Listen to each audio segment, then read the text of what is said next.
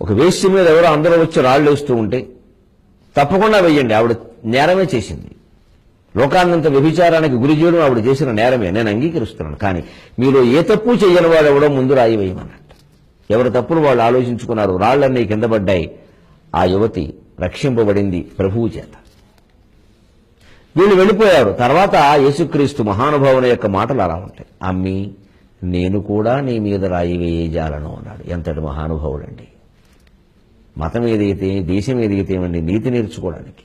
ముందు ఆ వేశ్య ఆ మోకాళ్ల మీద కూర్చుని ఎంత బాధపడి ఉంటుంది, ఎంత పశ్చాత్తాపడి ఉంటుంది. ఆవిడ వృత్తి దోషం అనిపిస్తే ఆవిడ మానేసేలా చేశాడు ప్రభు. అంతేకాని రాళ్ళేసి తిట్టా మనం బాధ పెట్టేది. అలా మానతారు ఎవరైనా? ఇంట్లో పిల్లలు తిడితే మానడం లేదే, పైగా ఇంకా ఎక్కువ చేస్తున్నారే. బయట వాళ్ళు ఎందుకు మానతారండి?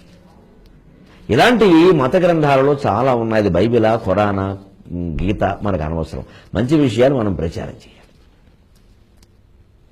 ఆ సద్విషయ ప్రచారం ద్వారానే మనకి లోకంలో మంచి సమాజం ఏర్పడుతుంది. క్రిస్మస్